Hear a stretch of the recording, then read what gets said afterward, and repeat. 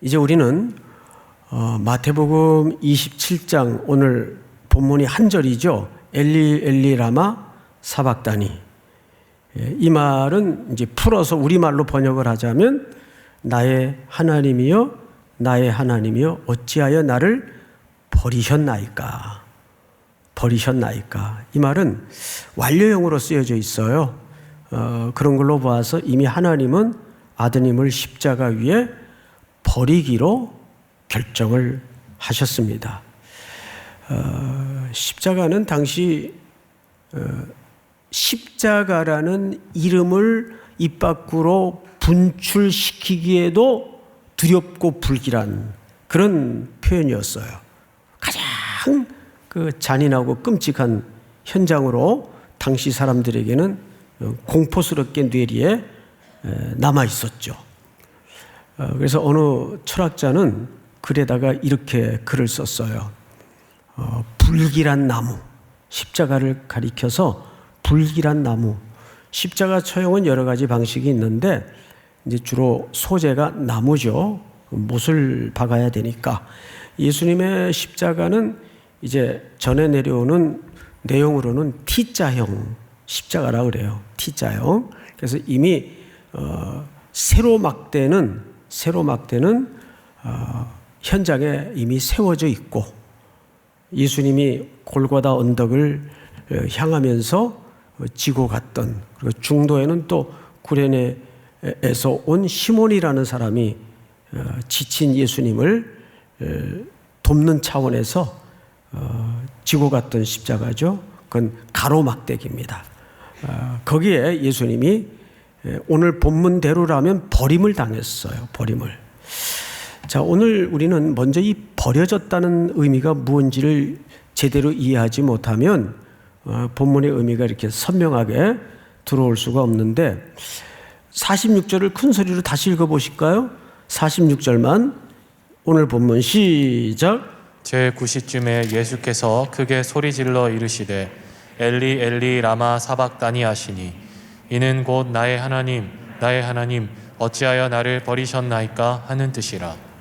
버렸다는 말이 송태근이 한 말이 아니고 사람들이 한 말이 아니라 버림당하신 예수님이 직접 하신 얘기예요. 예수님은 알았어요. 아버지에 의해서 자기가 지금 버려졌다는 걸 알았어요. 야, 그러니까 이게 얼마나 지금 기가 막힌 일일까요? 아버지가 뭐 실수하셨겠지 이게 아니라 정확하게 예수님은 아버지가 날 버렸다는 걸 알았어요. 어찌하여 나를 버리셨나이까? 이 피 맺힌 절규를 십자가 위에서 부르짖는 겁니다. 그 불길한 나무 위에서. 그런데 예수님이 여기서 이상한 표현이 하나 있어요. 어디에도 예수님이 아버지를 향해서 하나님이라고 한 적이 없어요. 늘 아버지라고 그랬지. 심지어는 제자들이 선생님 우리에게도 기도를 가르쳐 주십시오 그러니까 기도를 가르치는 첫 마디가 뭐였어요? 너희는 기도할 때에 이렇게 기도하거라. 하늘에 계신 우리 아버지요. 아버지라고 가르쳤어요. 그리고 언제나 예수님도 아버지로 소개를, 그 말 때문에 신성모독죄를 걸어서 공격을 하고 공격을 당했잖아요. 내가 하나님의 아들이다. 저 하나님은 내 아버지시다. 이 주장과 설명 때문에 예수님이 내내 힘겨운 일상을 보내야 했잖아요. 근데 여기서만은 아주 오피셜한 공적인 표현을 쓰시는데 나의 하나님이여 나의 하나님이여 어찌하여 나를 버리셨나이까? 이런 표현을 써요. 자, 우리 이제 국문학을 공부하지 않아도 고등학교 입시 준비할 때 문장을 이해하는 문법의 종류 중에 수미상관법이라고 아실 거예요. 수미상관법. 앞에와 마지막을 감싸는 형식 구조를 취해서 그 안에 어떤 큰 주제를 드러내는 이야기 방식이에요. 수미상관법. 그러면 마태복음은 1장서부터 28장까지 구성되어 있단 말이에요. 이제 우리가 예정대로는 다음 주에 끝나요. 28장에. 다음 주에 끝이 나는데 1장이 어떻게 시작되는가를 다시 한번 바라볼 필요가 있습니다. 1장을 띄워주세요. 제가 거두라 그럴 때까지 자막을 그대로 좀 두시면 좋겠습니다. 아들을 낳으리니 이름을 예수라 하고 예수라 하라. 이는 그가 자기 백성을 그의 죄에서 구원할 자이심이라 하니라. 여러분, 여기 예수라는 뜻은 예수님의 이름이에요. 그리고 그리스도라는 것은 메시아라는 헬라말 표현으로서 직함이죠. 그 그리스도는 이름이 아니에요. 그리스도는 예수님이 이 땅에 오신 직책, 직함을 얘기하는 거예요. 그걸 구약식 표현으로는 메사이아, 또 신약식 표현으로는 그리스도, 크리스토스 이렇게 설명을 하죠. 자, 근데 예수라는 이름 뜻이 뭐냐 하면 그가 자기 백성을 그들의 죄에서 구원할 자. 그래서 당시에는 예수라는 이름이 많았어요. 예를 들어서 예수님에게 비난하고 욕했던 강도 중에 하나도 바라바라는 유명한 강도가 있었죠. 지난주 우리 봤었는데 그 강도 이름도 예수 바라바예요. 예수 바라바 이름이 굉장히 비슷한 이름들이 많았어요. 이 모든 일이 된 것은 주께서 선지자로 하신 말씀을 이루려 하심이니 이르시되 우리 다음 절 다 같이 시작. 보라 처녀가 잉태하여 아들을 낳을 것이요 그의 이름은 임마누엘이라 하리라 하셨으니 이를 번역한즉 하나님이 우리와 함께 계시다 함이라. 네. 자, 여기 보라 처녀가 잉태하여 아들을 낳을 것이요 그의 이름은 임마누엘이라 하리라 하셨으니. 이거 누가 한 말이네요. 그런 거 보니까. 예? 마태가 처음 쓴 글이 아니고 이사야가 쓴 글 속에 이 표현이, 이 예언이 이미 기록이 되어 있는 거예요. 그러니까 마태는 신약 성경의 기자 중에 가장 구약 성경을 많이 인용한 구약에 정통한 사람이에요. 그러니까 이사야의 글을 인용하는데 여기에 임마누엘이라는 표현이 처음 등장을 합니다. 임마누엘. 그러면 임마누엘이라는 뜻이 뭐냐? 성경을 보십시다. 이렇게 주석을 해놨어요. 번역한 즉 하나님이 우리와 어떻게 계시다? 함께 계시다. 자, 이 무슨 얘기냐면 그 이름을 임마누엘이라 하리라 하셨으니 이를 번역한 즉 하나님이 우리와 함께 하신대요. 함께. 자, 그리고 이제 이 마태복음을 끝맺는 마지막 장 마지막 절을 한번 보십시다. 수미상관법에 의해서 그러므로 너희는 가서 모든 민족을 제자로 삼아 아버지와 아들과 성령의 이름으로 세례를 베풀고 시작. 내가 세상 끝날까지 너희와 항상 함께 있으리라 하시니라. 맞네요. 자, 이것이 마태복음 마지막 절인데 내가 너희에게 분부한 모든 것을 가르쳐 지키게 하라. 볼지어다 내가 세상 끝날까지 너희와 항상 어떻게 있겠대요? 놀랍게도 마태는 글을 쓰면서 이걸 의도적으로 처음과 끝에다가 뭘 배열해 놨어요? 임마누엘의 의미를 배열해 놨어요. 맞죠? 예. 1장에서도 예수님이 오신 목적을 임마누엘로 설명했어요. 하나님이 우리와 함께 하시겠다. 그런데 마태복음의 글을 닫으면서도 무슨 약속으로 닫고 있죠? 임마누엘의 약속으로 담고 있어요. 그러면 마태는 28장에 걸친 이 짧지 않은 긴 사복음서의 첫 책을 통해서 내내 28장에 걸쳐 오롯이 드러내고 싶은 중심 메시지가 뭐란 이야기가 됩니까? 임마누엘이에요. 그러니까 마태복음이라는 책은 임마누엘의 하나님을 드러내고자 하는 책이에요. 근데 그 임마누엘의 뜻이 뭐라고요? 하나님이 우리와 함께 하신다는 약속이에요. 믿으십니까? 그런데 이게 왜 십자가에 버림당하신 예수님과 연결이 돼야 되냐 그 말이에요. 이게 얼마나 슬픈 역설이에요. 하나님이 우리와 함께 하시기 위해서 그 하나밖에 안 계신 스페셜한 독생자라는 말은 외아들이라는 말이 아니에요. 특별한 아들이라는 뜻이에요. 그 스페셜한 아들이 십자가에서 버려져야 돼요. 그래야 뭐가 이루어진다고요? 우리가 하나님과 함께함이 이루어져요. 여러분 오늘 본문을 유심히 보시면 자, 이 설명을 잘 보세요. 47절. 거기 섰던 자 중에 십자가 옆에 겠죠? 어떤 이들이 듣고 이르되 이 사람이 엘리야를 부른다 하고 이 중에 한 사람이 곧 달려가서 해면을 가져다가 신 포도주에 적시어 갈대에 꿰어 마시게 하거늘. 이거 전부 조롱의 행위입니다. 모욕의 행위입니다. 49절.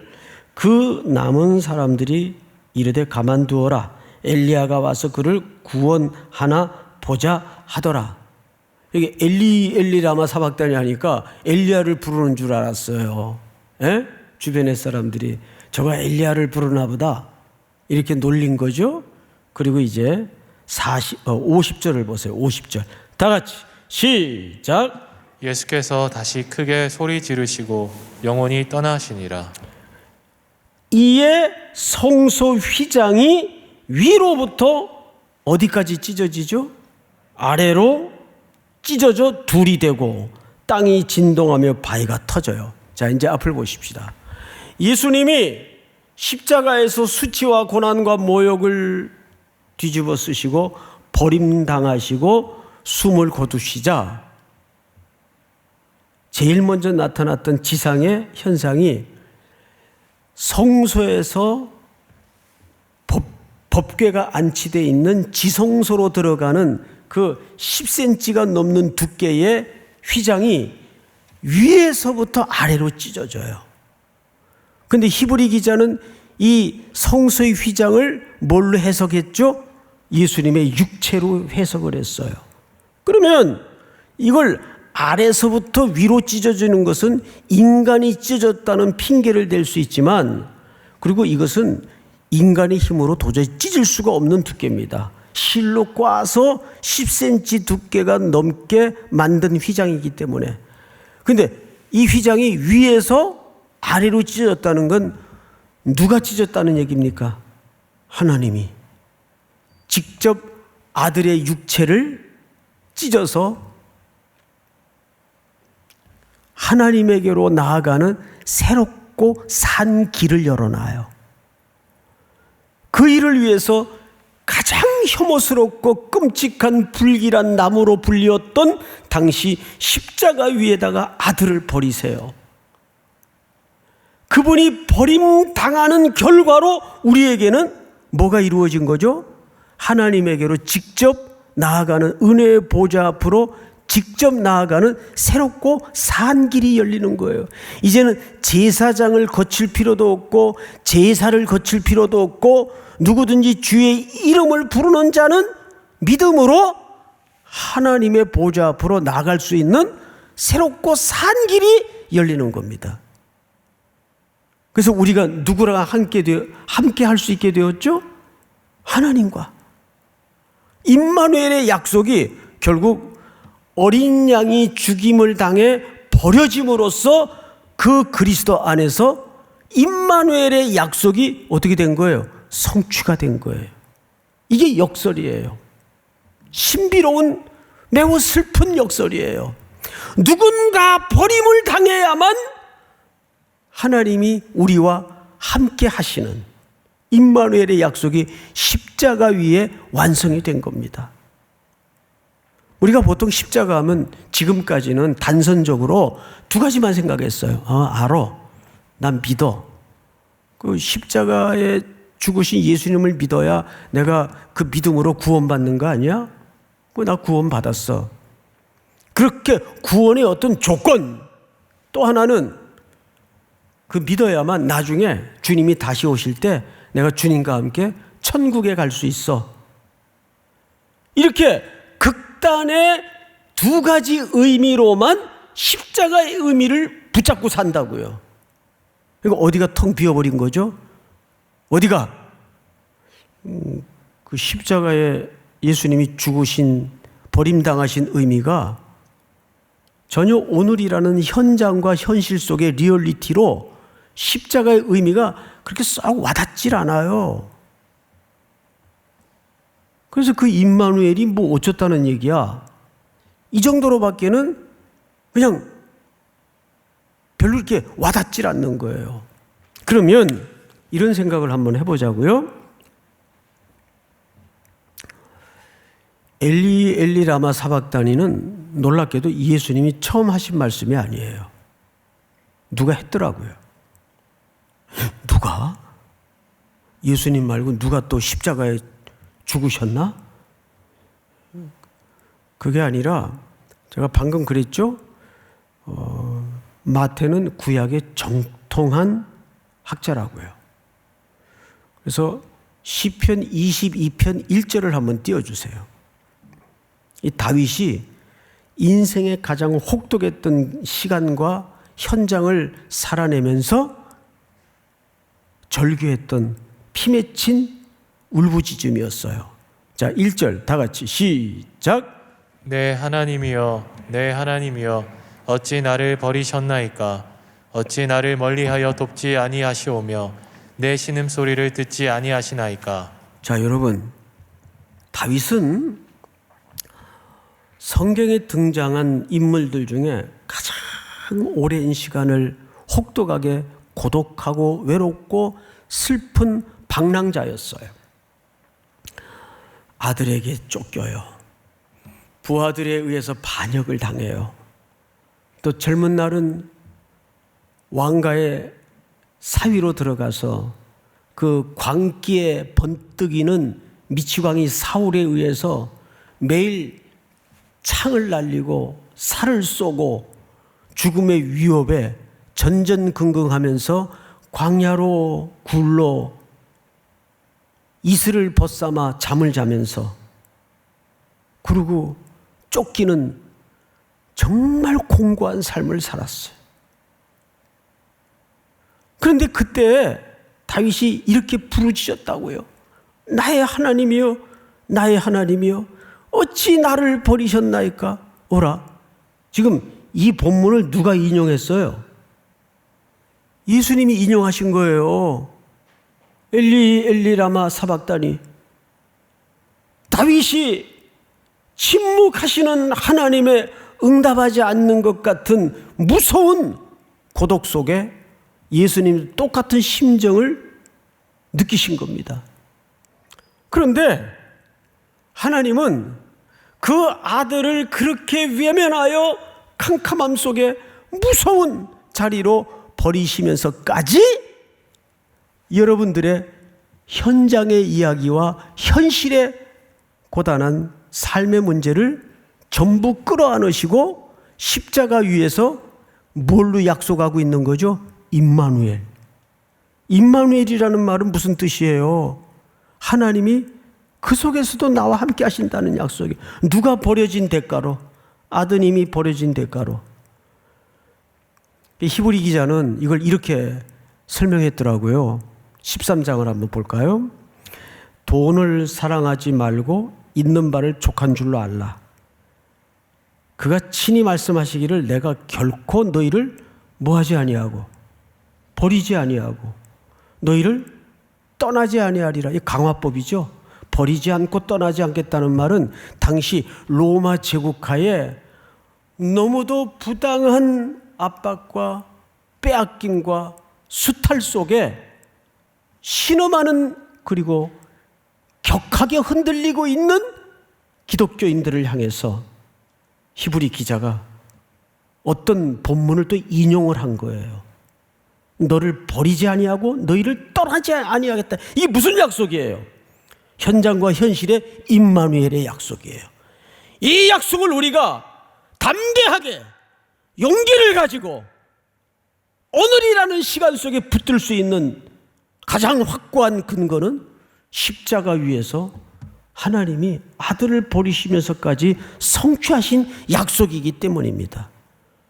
그 약속은 이 시대를 현장에서 오늘이라는 시간 속에 살아내야 될 여러분들에게 현실의 이야기입니다. 십자가는 먼 훗날 내게 다가올 이야기도 아니고 과거형으로 내 생애 속에 어느 시간 어느 때 있었던 단순한 시간의 의미도 아니에요.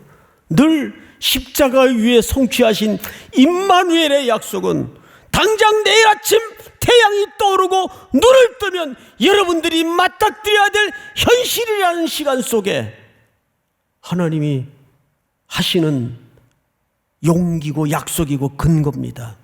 믿으십니까? 이것이 임마누엘의 약속이에요. 버리지 아니하겠다. 그리고 시편 22편에 이어서 다윗이 쓴 유명한 23편의 시는 가장 참혹했던 기간을 이렇게 설명하잖아요. 사망의 음침한 골짜기로 다닐지라도 내가 해를 두려워하지 않는 것은 주의 지팡이와 막대기가 나를 안위하시나이다. 그 고백은 무슨 약속이에요? 임마누엘의 약속이란 말이에요. 그 참혹한 박하에 죽음의 골짜기를 지날 때에도 목자는 양떼와 함께 했다는 겁니다. 믿습니까? 다윗이 그 고백을 하는 거예요. 돌아보니 하나님은 한 번도 나를 떠난 적도 없었고 버린 적도 없었다는 거예요. 히브리 기자가 이 본문을 얘기하면서 어느 성경을 인용했는지 아세요? 여호수아서 1장을 한번 띄워보세요. 하나님의 말씀을 인용한 거예요. 히브리 기자가 내 평생에 너를 능히 대적할 자가 없으리니 내가 모세와 함께 있었던 것 같이 너와 함께 있을 것임이라. 내가 너를 떠나지 아니하며 버리지 아니하리니. 믿으십니까? 지금 가나안이라는 땅은 텅 빈 진공 상태의 공간으로 히브리 민족이 들어가는 게 아니에요. 대적이 우글거리고 우상 숭배의 문화가 가득한 엄청난 공간이에요. 거기에 이 백성들을 들이밀어서 어떡하겠다는 거예요? 그때 모세를 통해 여호수아에게, 히브리 민족에게 내 평생에 너를 능히 대적할 자가 없으리니 내가 모세와 함께 있었던 것 같이 너와 함께 있을 것임이니라. 내가 너를 떠나지 아니하며 버리지 아니하리니. 임마누엘의 약속이에요. 성경은 임마누엘의 책이에요.